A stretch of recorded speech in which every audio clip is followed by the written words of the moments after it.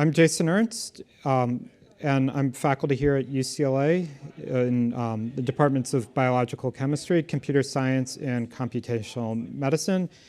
And I'll be presenting my talk on computational methods for modeling and analyzing epigenomic data. And this will be designed to be a high-level overview of a number of methods in this space.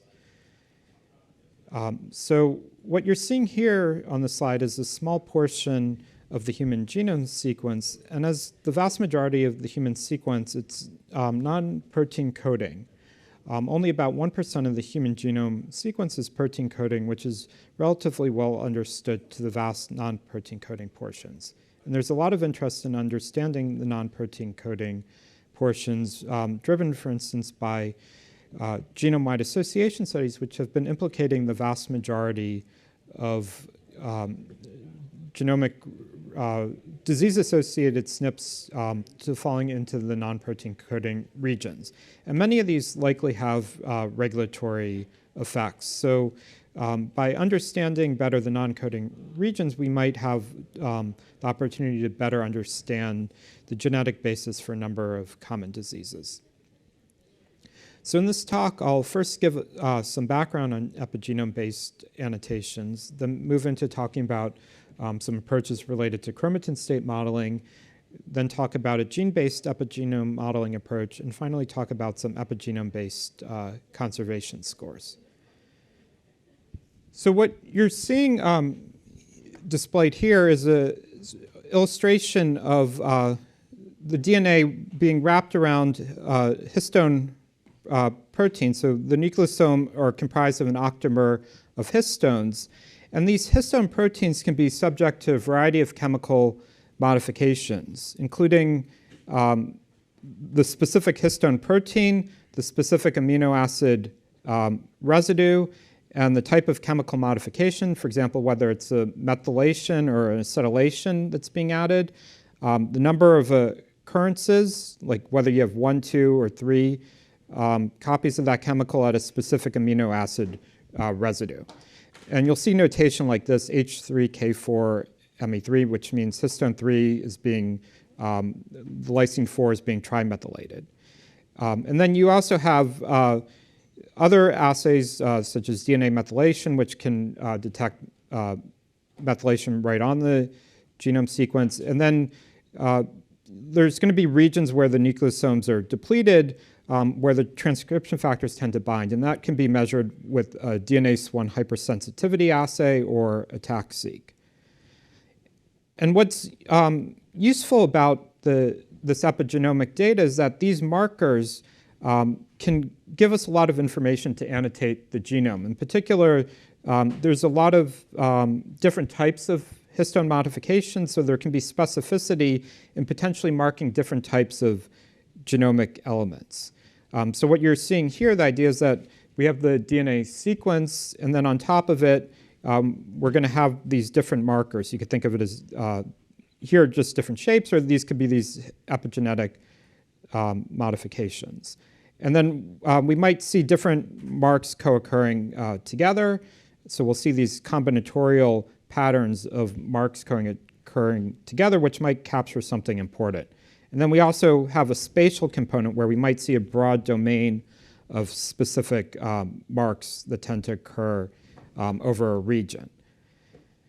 And then another key aspect of this type of data is that unlike the DNA sequence, which is virtually the same in every cell and tissue type of your body, this epigenomic data at a given position, you could have different marks depending on what cell type you're in, though it tends to be that the combination of marks that you see co-occur together is conserved across cell and tissue types. And what's raised a lot of sort of opportunities in this field and computational challenges has been the assay chromatin immunoprecipitation followed by massively parallel sequencing, ChIP-seq, and there's been some recent adaptations to this technique. So the idea is that you have antibody which recognizes specific histone proteins that are in a certain modification, have certain modifications present, like a lock fitting in a key, and then you extract out the DNA where that histone, those modified histones are, you sequence and align to the genome, and you get these density tracks indicating sort of the relative frequency of that modification in a population of cells. And you can do this for multiple different histone modifications. In a single experiment, you might get on order of 20 million reads. So once you have this data, you can create these signal tracks. And then what's been common is people apply a peak caller or a domain caller to call these enriched intervals. And this is sort of a single mark at a time analysis. But then sort of we have multiple different marks. And the question is, how can we sort of think jointly about the different markers to better annotate the genome? And that brings us to the next portion of this talk about chromatin state modeling. So the question is, how do we go from chromatin marks to chromatin states? So here, each row, again, is a different mark, and then it's looking at one portion of the genome. And what you might see from this is that we have some marks that are combinations that are occurring at multiple locations in the genome. And here they're colored red, and we might have some other marks here which we have these recurring domains. So what we'd like is a probabilistic model that works in an unsupervised way to both discover these recurring patterns and then annotate the genome based on these patterns. So the approach that I previously developed for this is a method called ChromHMM, which is based on a multivariate hidden Markov model. So the underlying sort of modeling assumptions here is there's these underlying different classes of genomic elements that we don't observe directly that can be associated with different states. And then depending on what state we're in, we have different probabilities of observing different modifications. And what we do is we pre-process the genome into 200 base pair non-overlapping intervals, roughly corresponding to the size of a nucleosome and the spacer region. And then we make a binary presence or absence call for each histone modification, whether we have enough reads supporting it falling into a specific bin compared to what we would expect based on a Poisson background distribution. And then when we're in a given state, we have different probabilities associated with each mark. And it's a multivariate hidden Markov model, so we can observe multiple marks at a given position. And we make a modeling assumption that conditioned when we're in a given state, the probability is determined by a product of independent Bernoulli random variables. And I'm showing you here just like the marks that are associated with high probability in a given position. And then the hidden Markov model aspect of this is we also have transition probabilities. Given we're in some state at some position, then we have probabilities for transitioning to each of the other states. So that, for example, allows us to differentiate a location here and a location over here. Actually, I guess you're not. Location over here where, let me switch to this, might work better. A location over here where you don't see any marks, and a location here where you don't see any marks. But we can determine that we're in a different state at each position. And one thing to note here, sort of a key modeling aspect of this that I'd mentioned, is we're making this binarization assumption. And this is actually something which there's been some other related approaches in the field which try to model the marks as continuous observations or discrete counts of various ranges. And we found that by binarizing the data, it actually ends up, the modeling becomes more robust, and the states end up, can find some interesting or biologically meaningful states that can be missed by some other modeling approaches, because it forces the modeling to focus on unique combinations of marks, which can often be biologically important. While if you focus too much on the exact signal intensity, it becomes very easy for the modeling to overfit not biologically significant variation in the signal. So one of the first major applications of this modeling approach was in the context of the original ENCODE scale-up project. When they were first mapping Mark's genome-wide, this was in collaboration with Brad Bernstein's ENCODE production group, where we had mapped in 9 human cell types this set of chromatin marks. And what you're seeing here is all the data at one genomic location color-coded by the different cell types that the data was from.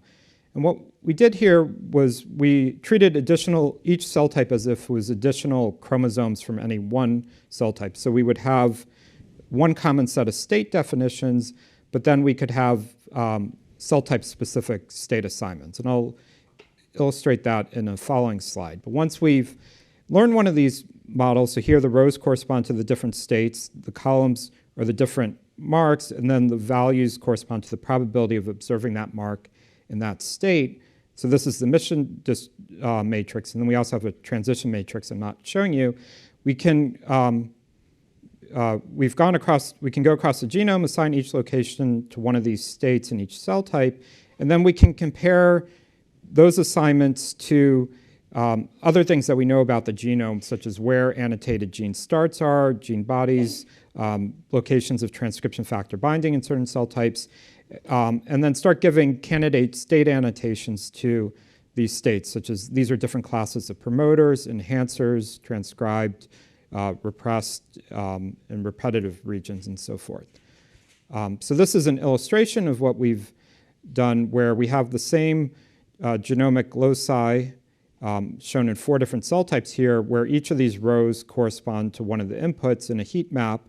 And what we're effectively doing is we're summarizing all the data for that cell or tissue type into one chromatin state call. And then you can now here, this is for all 9 of the human cell types we had worked with at the time. You could go to any location in the genome and quickly get a sense of what the chromatin state in that specific cell or tissue type is. And one of the original applications that I had sort of mentioned some of the motivation for was to start looking at genome-wide association study hits. So around this time, there was sort of this question about were all these GWAS hits in these non-coding regions sort of meaningful, and were they making sense? And now that we have these genome-wide maps based on this orthogonal information of these epigenomic data, we started revisiting some of the top hits from these GWAS studies. And we showed, for example, that this GWAS, which was looking at erythrocyte phenotypes, that the set of SNPs, each column corresponds to a different significant lead SNP. There was this enrichment for SNPs falling into what we were characterizing as strong enhancers, specifically in K562, which is the biologically relevant cell type. And since this work, there's been a lot of work by others looking at this interface between these epigenomic annotations and these GWAS annotations, or GWAS hits with more sophisticated methodologies, but showing this connection. So this had ended up, these epigenomic annotations being sort of useful to a number of applications. And there was a NIH consortium called the Roadmap Epigenomics Project, which then systematically tried to map a variety of different histone modifications in a diverse set of human primary cell and tissue types. And this differed from ENCODE at the time, which was more focused on cell lines. So this is an illustration of the span of sort of the diversity of human cell and tissue types, and also different developmental stages that were covered. And what this grid is showing you is if there was at least some coverage of a given mark in a given cell or tissue type, meaning there was at least one experiment done for that mark in that cell or tissue type. So when we had this data, we applied ChromHMM to the 5 histone modifications here for which we had data available directly observed in every cell or tissue type. So we learned a 15-state chromatin state model, and then we assigned each cell or tissue type or reference epigenome to one of these 15 states of the hidden Markov model. So we have, and this is just showing one genomic region where you now have this chromatin state encoding based off of it. And then we actually sort of then had this question, how do we like incorporate all these additional marks which we didn't have mapped in every cell or tissue type, but we had some data for. So we learned a model with a 6-mark H3K27 acetylation, which we had available in 98 cell or tissue types. But if we kept adding additional marks, we would have fewer and fewer reference epigenomes that we could incorporate into the modeling. So this called for a different approach. And what I ended up doing was developing a method called ChromImpute, which would first impute sort of this full grid of data. So the idea is to predict what one of these ChIP-seq experiments would look like without actually doing the experiment. The idea is that we're going to be leveraging that we have other marks available in the same cell or tissue type, and then for the mark we're trying to predict, we have that mark available in other cell and tissue types, and particularly closely related cell and tissue types potentially. So the idea was that we used a regression-based framework, specifically using an ensemble of regression trees. So we had different splits on different features, that integrated features that were defined both based on other marks in the same cell or tissue type and that mark you're trying to predict at that genomic position in similar cell or tissue types. And we trained these regression trees on cell or tissue types for which we did have the target mark available, and then applied it to the cell or tissue type we were trying to predict. So what you're seeing here, blue is observed data, and red is imputed data where we predicted it holding out that observed data. And there's actually a sort of more subtle benefit to this is that even when we say this data, we have observed data for it, it usually means there's only been 1 or 2 experiments for it. So there's potentially a lot of variability there. But when we impute the data, we're potentially combining information from lots of closely related experiments. So there's a denoising effect that reduces the variance. So by a number of measures, the imputed data had some higher quality features than the directly observed data. So once we had this grid of data, we focused on the 12 marks we were most confident in the imputation based on having sufficiently seen enough other cell or tissue types. And we learned a chromatin state model based on 12 marks, and then annotated 127 of these reference epigenomes based off of it into these 25 states. So this became one of the sort of richest annotations of the non-coding regions available. So one issue that sort of has been coming up now, though, is for a lot of things, it's starting to get a little unwieldy to even work with. So every location in the genome is assigned to one of 25 states and 127 cell or tissue types. So, I mean, sometimes people might just pick one of these and focus on, but the question is, how can we start sort of in a more manageable way sort of thinking about all this data, because it might be difficult to think about it in having 127 different annotations. And now the situation's getting even sort of at a different scale. So we're currently working with the International Human Epigenome Consortium, which has been integrating these types of epigenome mapping maps from about 10 different consortium projects across the world. And we now have sort of 13 times more reference epigenomes. So this has in part motivated us to sort of think about other ways of representing some of this data or summarizing it. So I wanted to mention one method developed by Havu, who I think might be around. So this is a method CSRep, which we developed that allows one to summarize chromatin state annotations for a group of samples. So the idea here is we have these different reference epigenomes that are all assigned to a digestive group, and what we might want to do is just summarize the digestive annotations into a single chromatin state annotation. And one simple thing you might think is just to take the most frequent annotation. And I mean, that might be reasonable when you have a large number of members of a group. But if you're in one of these situations where it's a smaller number of samples in a group, you might have a lot of low counts or ties. So we wanted to do something better, and the approach that Ha developed here was we trained an ensemble of multi-class logistic regression classifiers where what we did was we held out one by one each sample from the group, and we tried to predict what the chromatin state would be in the held out sample based on all the other samples at that position. And we trained that genome-wide. And then what we would do is to get a probability at a given location what chromatin state you're in, you just take each of those trained classifiers at a given position and make a prediction of what chromatin state they think they're in, and you average them.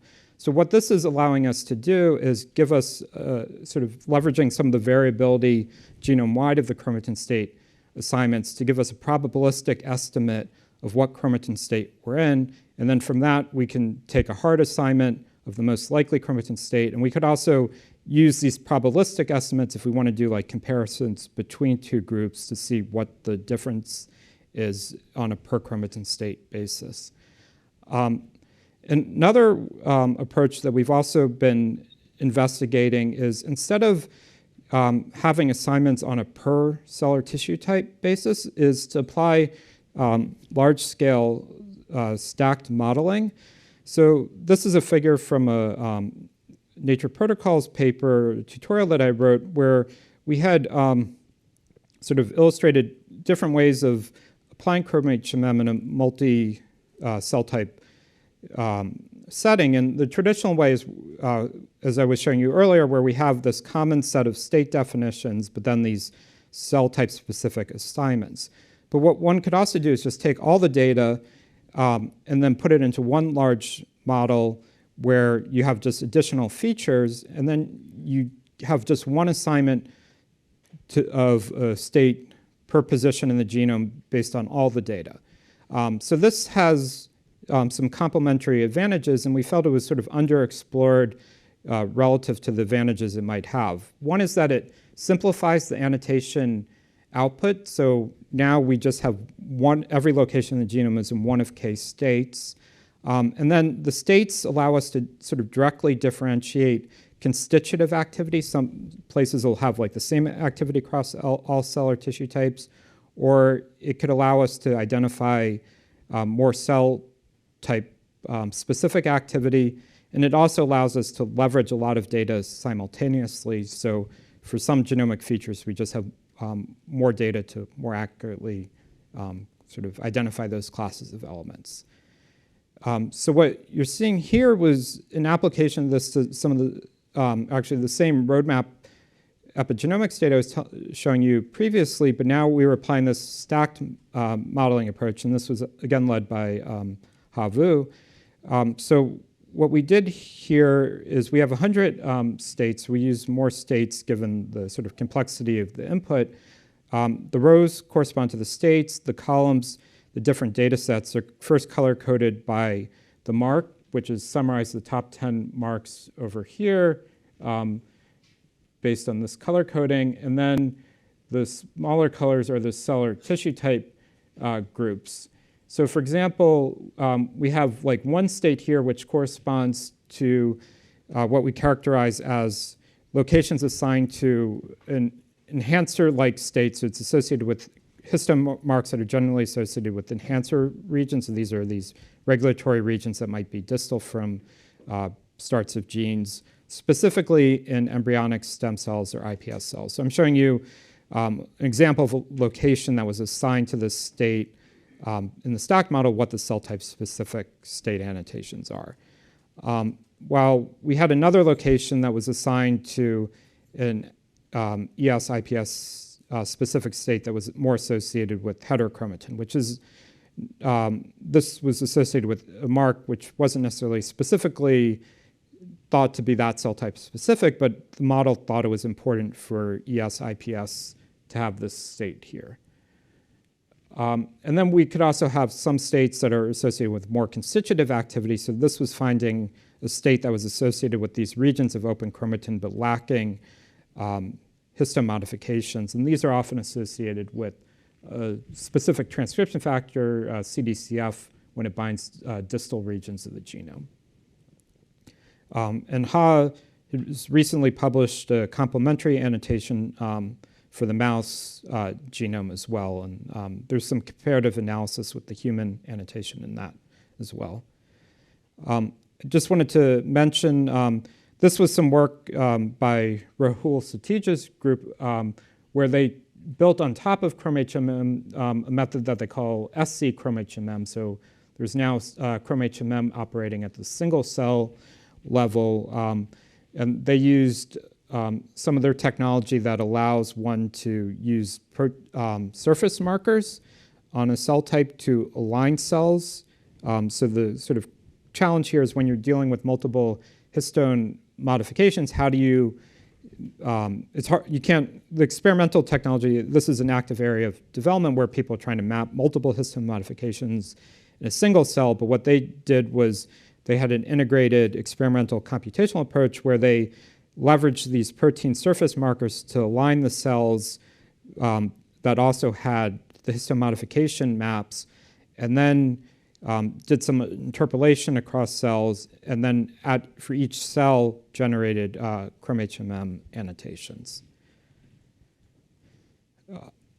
Okay, so now I'd like to move to the next part of the talk where we've been developing an approach to work at the gene level. So these chromatin states are giving position-specific annotations. But then for many applications, people are still sort of interested in gene-based analyses. And there hasn't really been a good way to go from these per position annotations to gene-based annotations. There's often like ad hoc rules that might be used. For example, sometimes people take whatever the chromatin state is at the transcription start site and then do an analysis based off of that to associate it with genes. So what we wanted to do was have a principled model-based approach to, for example, be able to assign a given gene here, or these are 3 different genes to different states or annotations, these Chrome gene annotations.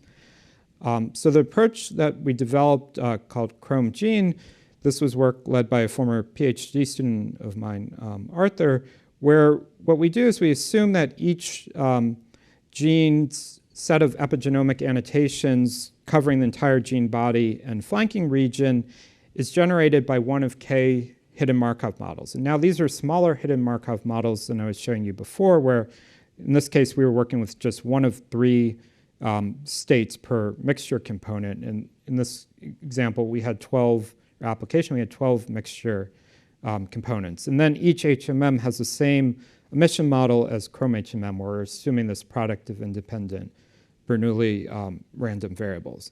And it turns out that we were able to build this on top of ChromHMM with fairly minimal changes to the actual code. So it turns out that this mixture of HMMs can be mapped to one large HMM by just adding a dummy state and then treating each of these mixture components as states that don't transition to the other mixture components but to the dummy state.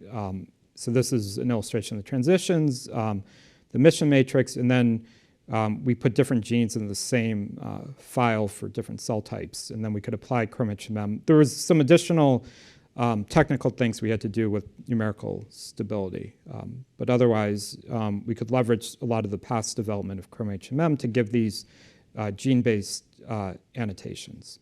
So this is showing you the modeling that came out, or the model that came out. So each of the rows correspond to one of the substates, and they're grouped into the different mixture components. The columns are the different marks, and then blue means a higher probability of observing that mark in that substate. And then once we have one of these models, we can assign each gene to one of these mixture components in each of the 127 reference epigenomes we were looking at before. So this is a color coding of the rows are genes, the columns are the different cellular tissue types.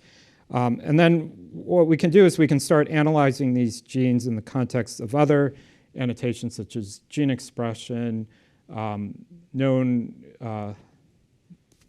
high PLI genes, which have high probability of loss of intolerance, and other categories, and start giving interpretations to some of these components. Like there's this a component that was heavily associated with zinc finger protein genes. We have some mixture components associated with a bivalent signature, which can be associated with a lot of developmental genes, and others that are more associated with highly expressed genes or housekeeping genes.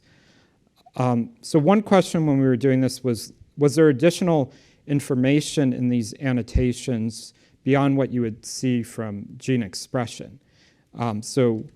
One thing which we did was we took the list of high PLI genes. So these are genes that have a high probability of being loss of function intolerant. And what we did here on the x-axis is we compare that to gene expression, and we're plotting each dot corresponds to one of the mixture components in one of the cellular tissue types. We asked what proportion of the genes were high PLI genes associated with that mixture component, and what was the average expression. And what you can see is that we have some mixture components that have very similar expression, but very different high PLI genes, both at the high end and also at the lower end. So what it's saying here is that there's additional information beyond gene expression that can be associated with the chromatin marks over the gene. Okay, now moving into the last part, I wanted to talk about two epigenome-based conservation scores that we've developed. So one of actually the original types of sort of ways of annotating the human genome for like interesting features, the non-coding portions of the genome was a comparative genomics strategy where one developed, there's these different constraint scores, including Sci-Fi, which, or Zuku's in the audience, developed, and others such as Philo-P, FastCons, which give these scores or binary elements of constraint. And about 5% of the genome typically the human genome can be called within these constrained elements. And there's been some arguments based on heritability analyses that these can be like one of the most enriched for heritability of disease association. And I mean, so what's interesting here is this orthogonal annotation that doesn't depend on having like the epigenome data in a relevant cellular tissue type. So we were sort of interested in the question of like assessing sort of twofold question here. Like one is for a given position that might be in a constrained element. For example, if you did a GWAS or had a rare variant in a constrained element that you were following up on, is there evidence to support in a compendium of this epigenomic data that that location is important? And then if it is, you might ask, like, go into more detail about what is it in the compendium that thinks it's important. But there's sort of this more general question of like, can you explain that sequence constraint from the epigenome annotations, and also could sort of be a way of letting us assess to what extent are these epigenomic annotations capturing sort of the important aspects of the genome, or is there some like large class of important things that we're potentially missing from all these epigenomic annotations? So this was the question we were asked. So we have like tens of thousands of epigenomic or transcription factor binding annotations, and it's not obviously straightforward to how you go from all that information to saying at a given position, or in general, to what extent we can explain sequence constraint. So Oliveira, who's in the audience, developed or started the work here on this constrained non-exonic predictor, which what we did was we took more than 60,000 features of histone modifications, also some transcription factor binding these regions of open chromatin, and some of the ChromHMM annotations I showed before. And then we put it into an ensemble of logistic regression classifiers that were trained to predict annotations of non-exonic constrained elements. And then we would average the predictions. We trained on 4 different types of constrained non-exonic elements. And this is showing you the bottom are the actual labels at one genomic location. And then I'm showing you one of the scores, but at the top is our prediction. So we're predicting where we think there should be constraint just based on epigenomic type annotations. And this is showing more generally how our method does, and then we compare it to various other scores or baselines. So it was better, sort of a better way to show agreement between constraint and epigenomic annotations. So there was a large portion of the constraint that was relatively well explained by the epigenomic annotations, but there was also a substantial portion that wasn't. And in the paper, we had a lot of analysis sort of explaining or investigating what the nature of that gap was, but I won't have time to go into that here. So this was looking at the perspective of to what extent can sort of collectively all the epigenomic annotations explain sequence constraint across mammals. We were also interested in a related question where we're specifically interested in human and mouse, and we want to know at regions that align at the sequence level. So these are places, about 40% of the human genome sequence aligns to the mouse. It's not necessarily evidence of constraint, but we can just map these human regions to the corresponding region in mouse.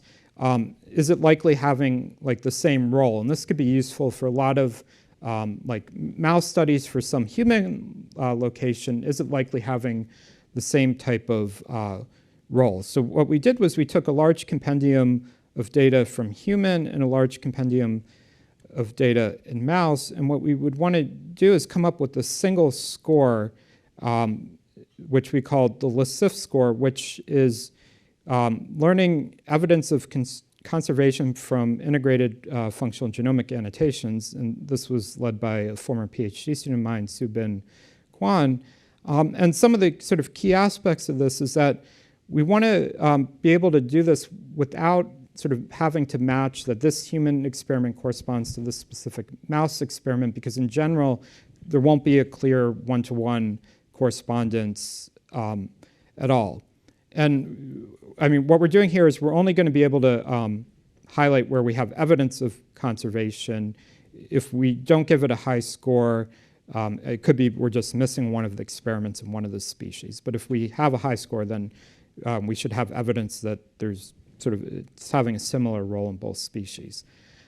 So the approach that we did was we set it up as a supervised classification problem where we use aligning pairs as our positive examples.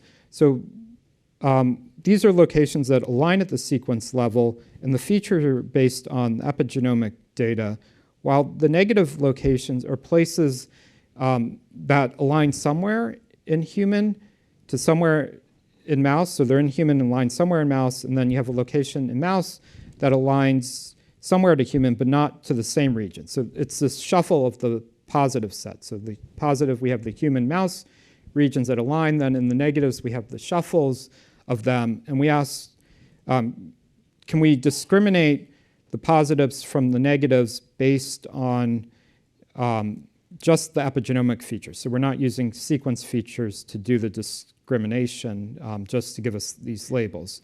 So we had an ensemble of neural networks that we trained, and then once they were trained, we would go and apply to a new set of locations, and then get what we called the LaSif score. So we applied it to more than 8,000 data sets from human and more than 3,000 data sets for mouse from a variety of different assays. So this is an illustration of this score where what you're seeing is the rows correspond to different chromatin states in human, and the bottom are different chromatin state assignments in mouse. And this is from a chromatin state model that was learned jointly between the two species. So the Mouse ENCODE project had learned a ChromImpute model with the same set of parameters across the two species. And this specific model wasn't used in the actual model learning, but you can see here where looks like we have similar types of chromatin state calls. It had a high score at these aligning regions, while where we had some different chromatin states, it had a lower score.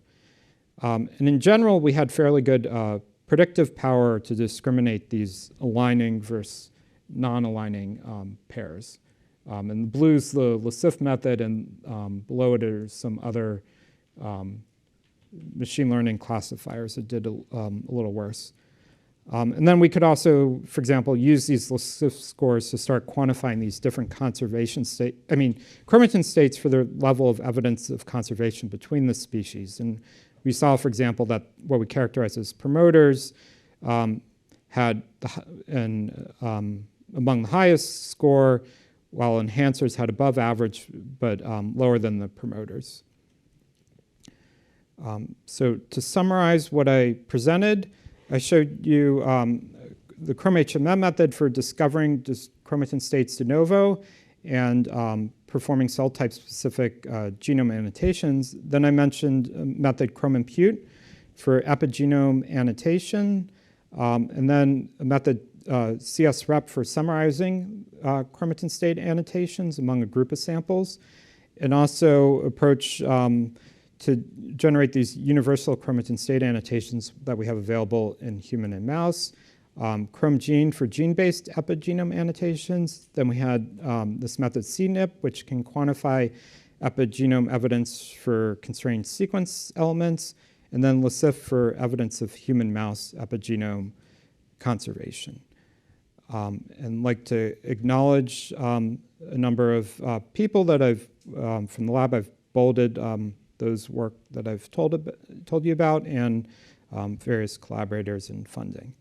And I also like to just put a plug in for a conference we're having at, this will be at UCLA, so if you've been enjoying UCLA, you have another opportunity to come back. So November 28th through December 1st, the RECOM ISCB conference on regulatory and systems genomics with dream challenges will be here at UCLA, and the abstract deadline is September 27th. So thank you everyone for your attention.